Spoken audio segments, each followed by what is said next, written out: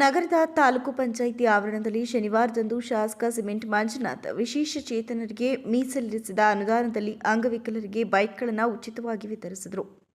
ಚೇತನರು ಸಹ ಎಲ್ಲರಂತೆ ದುಡಿಯುವ ಮನಸ್ಸುಳ್ಳವರು. ಹಾಗಾಗಿ ಅವರು ಕೂಡ ದಿನನಿತ್ಯ ಸಕಾಲಕ್ಕೆ ಕೆಲಸಕ್ಕೆ ಹೋಗಿ ದುಡಿದು ಆರ್ಥಿಕವಾಗಿ ಸ್ವಾವಲಂಬಿಯಾಗಬೇಕು. ಈ ನಿಟ್ಟಿನಲ್ಲಿ ಸುಮಾರು 5 ಲಕ್ಷಕ್ಕೂ ಹೆಚ್ಚು ಬೆಲೆ ಬಾಳುವ ಒಟ್ಟು 4 ಬೈಕುಗಳನ್ನು ಅಂಗವಿಕಲರಿಗೆ ವಿತರಣೆ ಮಾಡಲಾಗಿದೆ ಅಂತ ಶಾಸಕ ಸಿಮೆಂಟ್ ಮಂಜು ಅವರು ಹೇಳಿದರು. ಇವತ್ತು ಹಾಸನದ ತಾಲೂಕ್ ಪಂಚಾಯತಿ ಆವರಣದಲ್ಲಿ ಸುಮಾರು 4 ಸ್ಕೂಟರ್ಗಳನ್ನ ಅಂಗವಿಕಲರಿಗೆ ಕೊಡ್ತಕ್ಕಂಥ ಕೆಲಸವನ್ನು ಮಾಡಿದ್ದೀವಿ.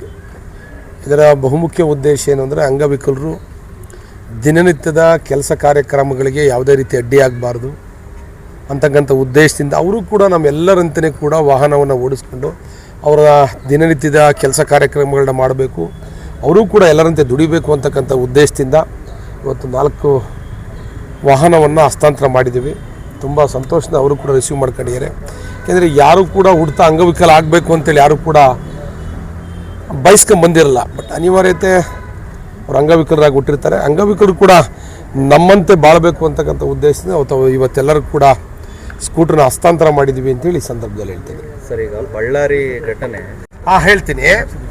ಈಗ ಒಂದು ಸ್ಕೂಟರ್ ಮೇಲೆ ಸುಮಾರು 1,26,000 ರೂಪಾಯಿ ಬೆಲೆ ಮತ್ತು 5 ವರ್ಷ ಇನ್ಶೂರೆನ್ಸ್ ಪೀರಿಯಡ್ ಇರುತ್ತೆ.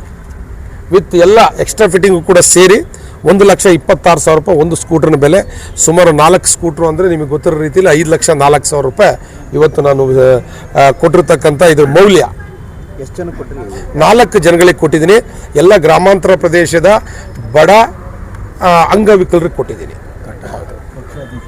ಇದೇ ವೇಳೆ ತಾಲೂಕು ಪಂಚಾಯಿತಿ ಕಾರ್ಯನಿರ್ವಹಣಾಧಿಕಾರಿ ಗಿರೀಶ್ ಹೆಚ್ಡಿ, ತಾಲೂಕು ಪಂಚಾಯಿತಿ ಸಹಾಯಕ ನಿರ್ದೇಶಕರಾದ ದಿನೇಶ್ ಸಿಬಿ, ರಂಗಸ್ವಾಮಿ ಮತ್ತಿತರರು ಉಪಸ್ಥಿತರಿದ್ದರು.